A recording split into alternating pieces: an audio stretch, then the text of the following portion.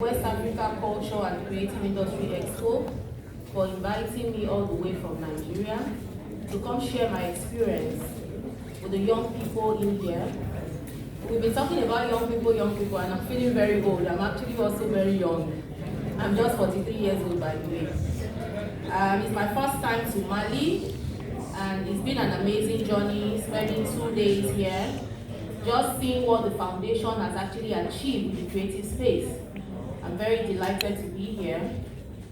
I'm going to be sharing my experience, which is my journey into Nollywood. I came into Nollywood in 1999. I was about 19 when I came into Nollywood.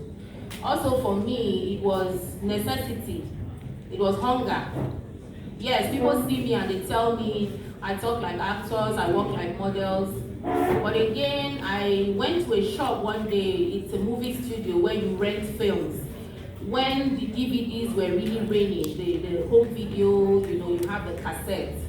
So I saw a film, I saw a number, and I called the number. Then I was in Niger State schooling, and the person that answered the call told me I had to come to Lagos.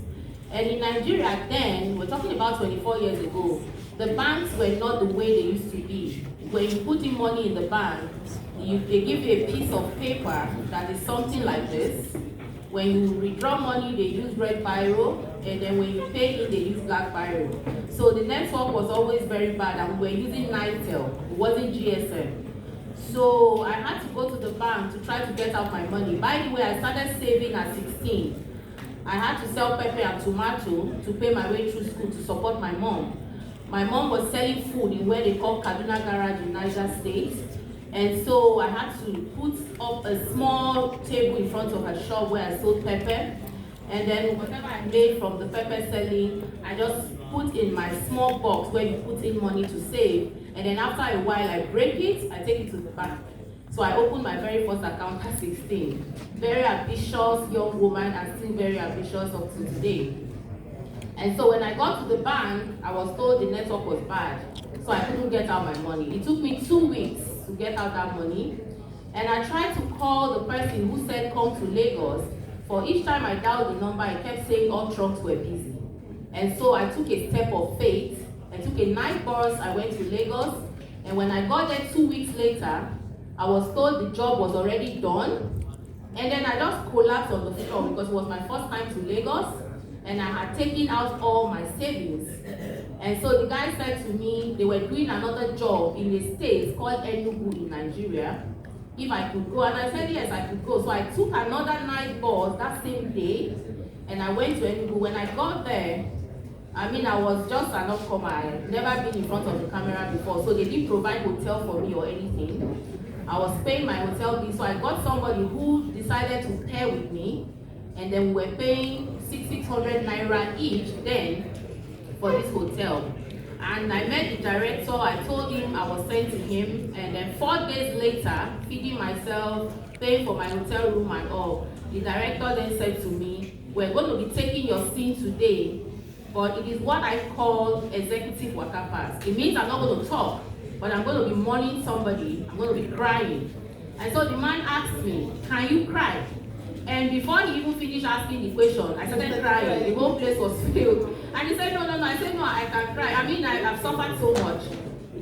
My parents, my mom has actually really suffered. So for me, tears is just for me to remember something and it triggers it. And so we did that scene, one take, and everybody was like, one take for the first time, you're going to make it in Nollywood. And I was paid 3,000 naira. That is the reason I like telling this story. I spent 25,000 naira and I was paid 3,000. But what that did for me was to set me on the journey. And it's a journey I'm still on. And I met people, I took their numbers, so I went back to school. So for any time I want to come to Lagos, I will call them, is there auditions and all of that, they tell me, and then I come. So it means I won't come to Lagos and not do anything. And I saw that acting was not really putting the food as I really want on the table. I started dancing. And so I did musical videos for artists, Tony Tetwila, Idris Abdul Karim, Askel, Pasuma Wonders. These are big names in Nigeria.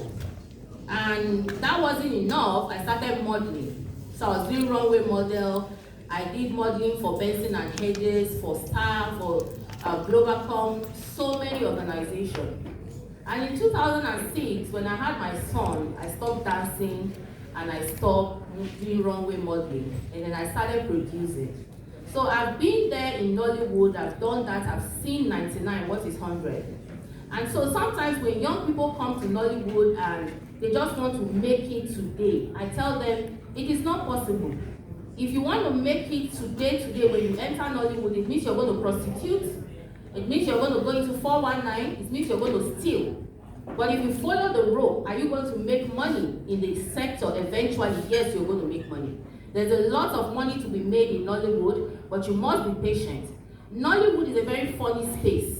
The creative sector generally is a funny space. There's a lot of competition. There's a lot of things you're going to lose if you lose focus. You must remember why you are here. What is the reason? Why did you come here in the first place? And that keeps ringing in my head. I came here because I wanted to give a better life to my family. Did I come here to prostitute? No. Did I come here to show off wealth? No. Did I come here to compete with people? No. So you must constantly tell yourself that to keep you on your toes. And that's what has kept me. I was in Canada 2 weeks ago, and I was on the round table discuss like this. These were the things we talked about. And I talked about how we must stick to the authentic content. We must create our authentic content always. I mean, why would you want to speak English like an American if you can never be an American? I'm going to speak my English the way I can speak it because I learned it. It's not my language. Now, the white folks, they like it when they see our authentic original films. And so it's better when you do those films. And if you go on Netflix today, you will see the movies that are making waves are those movies that are traditionally done. Are those movies that are talking about our culture because people want to know. You can't leave your culture behind and start selling a white man's culture. It's not going to fly because you don't know their culture more than they do. So we have to stick to what is our own, and I keep saying this everywhere I go. And the bulk of the reason why the young people come into the creative space and don't make it is because of competition. Is it good to compete? Yes, but healthy. You want to make a movie because Queen made the movie. Do you have what it takes to make that movie? Can you afford it? You have to ask yourself. Don't do it because I did it. You want to drive a big car because I'm driving it. Do you know where I got the money? No. You have to stick true to yourself. And so for me, moral is very important. Don't sell your dignity on the altar of wealth. You know why? Money will come. I don't chase money. Money chase me. I am one person who, if you look at my space, with the kind of level I am in Nigeria, I'm supposed to have millions of followers on social media. But I have only thousands. On Facebook alone, I have about 100,000 followers. I'm supposed to have millions. Why would they not follow me like bills? It's because I don't show nudity on my space. I don't show wealth on my space. Whatever money I have is in my pocket. I don't need to frustrate people because one thing with our people is that for any Instagram page they open and they see cars, they see wealth, they go depressed. I'm thinking, why are you going depressed? This person must have just eaten maybe gari and has gone to take a picture of jollof rice. He cannot even afford and put it there.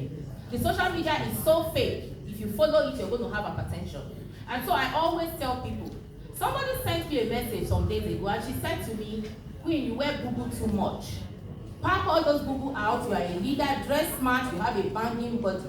And I'm thinking, I am a world-class leader. I want to stand in front of people and talk and not pay attention to what I'm wearing. Now I'm sitting here, I'm sitting so comfortably, I'm not bothered if my skin is showing because I know it's not showing. And so I can talk to anybody and look at them in the face, knowing that they are not staring at my body. So why do I want to wear tight clothes when I know that I'm going to be adjusting myself and then I'm forgetting what I'm going to say? Because people want me to do it. So the creative industry is that space where everybody has an opinion. But what is your own opinion? Your own opinion matters a lot. And again, for producers who want to come into the creative space to make movies, what I always tell people is, when I did my first movie 14 years ago, I took a loan from a bank. I finished paying that loan before I was able to sell the film. So I advise people not to take loans because you're going to get into trouble. What you need to do is to gather yourselves together. If you have, for instance, 10 friends and you want to shoot a movie with $10,000, have each friend bring $1,000. Come together and share the risk and share the profit. But the problem we have in Africa is everybody wants to make that profit alone. They don't want collaboration. And that is where the problem is. But I'm saying that in collaborating, you get the best and you reduce your risk. If you do not make the $10,000 you invest, you're not going to die because you invested only 1,000. And everybody is just going to figure out what they need to do and move forward. But if you invest the whole 10,000, supposing you sell your land and the movie does not make money, what do you do? And let's face the fact, creative industry is one place where you can make a movie and not be able to tell whether it's going to make it. A good movie might not make it, a bad movie might make it, a bad movie might not make it, a good movie might make it. So when you are in a profession that is like gambling, you have to gamble with your spends.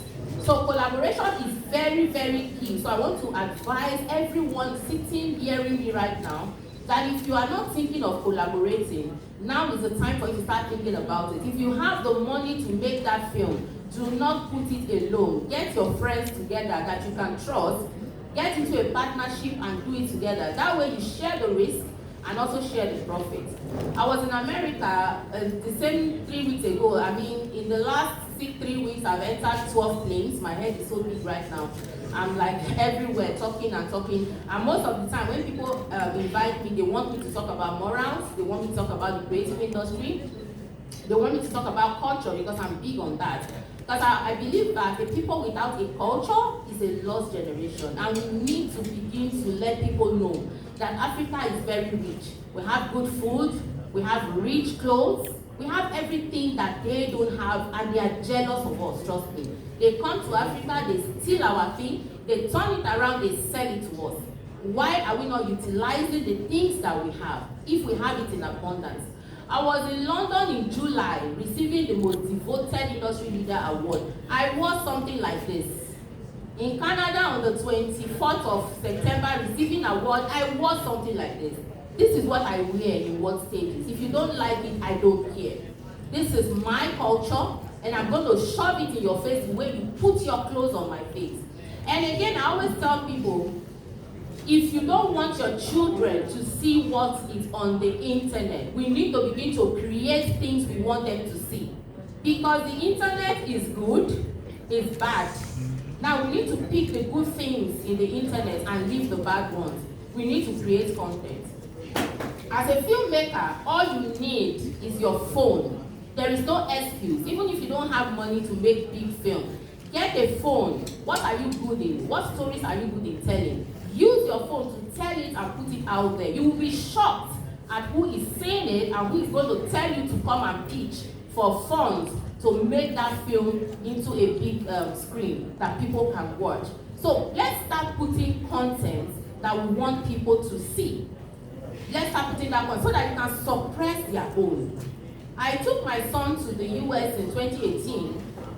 And my brother, who is an American citizen, said to me, oh, you have to leave God's time for me. I said, for what? For what? Is it this student that will come and just call your name and say, instead of calling you mommy, they just call you queen? No, we don't raise such kids in Africa. I'm taking him back. And I took him back. I take him to London, I take him back. Because I want him to finish secondary school and university in Africa. Then he can probably go abroad and do masters and get from them and come back and put it there. A lot of people will say, why haven't you lived abroad? What am I doing there? If I can stay in Africa and make sure Africa works, why do I want to live abroad? If all of us go abroad, who is going to remain? We have a very big opportunity in Africa. We need to just be patient. We need consistency. We need to be patient. It's key. We need to up our game. We need to be creative. We need to put our content in front of people. Whether they like it or not, they would see it. There is no excuse, like I said. You're using a phone. You have internet. Carry it every morning and make a video. I've been here for 2 days. I've practically videoed everything about Cebu, and I'm going to post it on my page.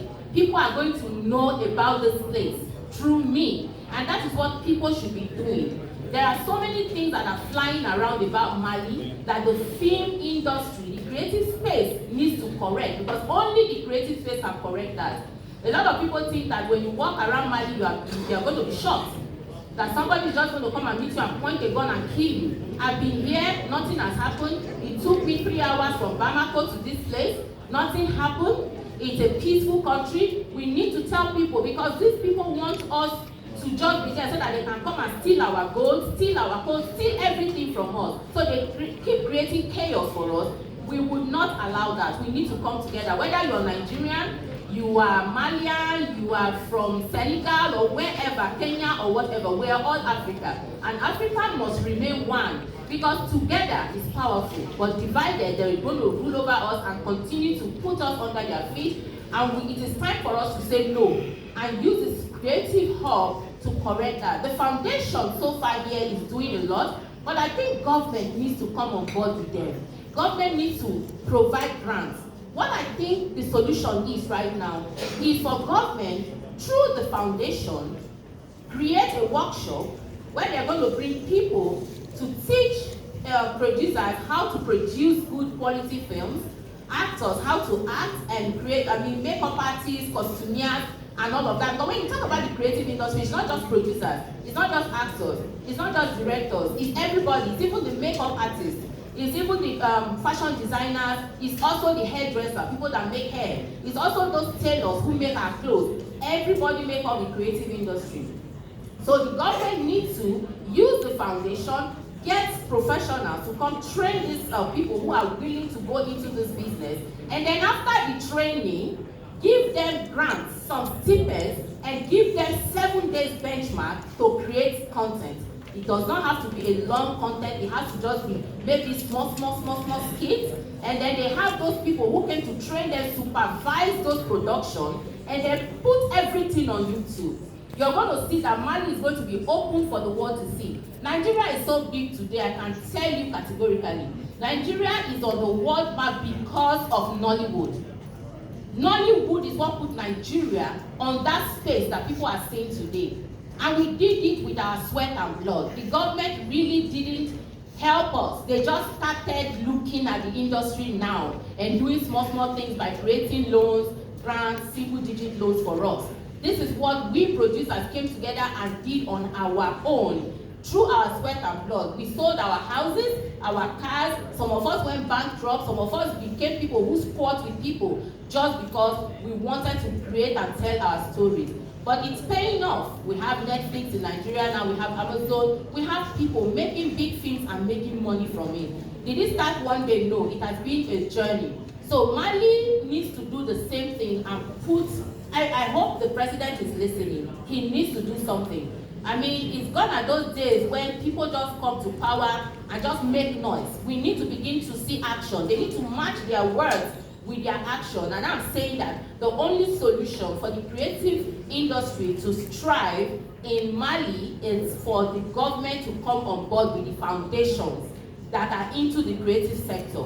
They can't do it alone, because if you let the government run it, people are just going to be there to steal that money. So they need to do it through the foundation that are already on ground, tested and trusted for so many years. This is a foundation that has started over 20 years, and I think that they have been trusted and they can do much more if they get even more support from the government. I'm not so sure if the government is supporting, but if it's supporting, I want the government to do more, to this sector so that the sector can grow, because they will be doing themselves a lot of good. If, for instance, they partner with Nigeria and Nigerian filmmakers come here to shoot film, they're going to be making money. They're going to be bringing money into the system. However you look at it, transporting culture across lines is something that brings money to both countries and to everybody involved. Because they're going to come here to shoot the movies, there's no way they will bring all their cast from Nigeria. So the local people here are also going to benefit. As they are benefiting, they're going to pay taxes. So the government also is going to make a lot of money by so doing. So I'm just urging everybody to come on board. Let's do this together. I am Nigerian, but I belong to Mali too because I'm African. And if there is anything we can do to support, like I said, I'm the national president of the Association of Movie Producers in Nigeria. My producers are the entrepreneurial side of Nollywood. We are the one that employs everybody in the value chain, from the actor, the director, to what have you. And over 90% of the producers in Nigeria belong to my association. I'm their president. And it's something that we can drive together if we really want to do it. We can go into partnerships that brings producer to this place to make movies and open. We are the ones that open the Ghana industry that you see today. The movie industry in Ghana was grown and nurtured by the Nigerian producers. And even Ghanaians, they can't deny it. It's a big industry making a lot of money today. We did it and we can still do it here. If we decide to go into this partnership and start talking about the things that matters to us, let's leave what is on social media. Everything on social media is fake. We have to begin to push those narratives that we want people to see. Now we go out, we eat their food. When our food is the best food, you see our olden days people, they live up to 100 and something. It's because of the food, because they went to farm. Today, nobody wants to go to farm. Everybody wants to make money and drive G-Wagon. How do you make money if you don't even work? It's crazy. Sitting in front of you, I'm a woman, but I do more than 6 different businesses. I sell charcoal, and I'm in the industry. I sell charcoal, I sell clothes, I do, you know, when you do parties and people wear uniform, our people, they call it ashwebi. I do it for parties. I do a lot of things. I do not only do creative industry. I do other things to also bring money to support myself in the creative industry. Why can't we do that? If you're not making it as an actor, try writing. If you're not making it as a writer, try doing makeup. Everybody wants to be in front of camera. No, where is your strength? What is that thing that you know? Because everybody God created, God gave a gift. You must locate your gift and use it. It's very, very important. Locate your gift and use it. Everybody must not be an actor. Everybody must not be a producer. You can be good as a technical person, as a cameraman. Look for that gift and channel your energy to it, and you begin to see where you will go from there. So for me, I think that these are the things we need to begin to look at. Otherwise, we're going to lose our children, we're going to lose ourselves, we're going to lose everything that matters to us. Just coming to this place and seeing how they made these whole buildings and everything in a local way is exciting. I'm happy to see these things that we don't really necessarily see. Now everybody wants to do the POP and everything. It's crazy. So we need to begin to look at our culture. I was in the place where we got that place where we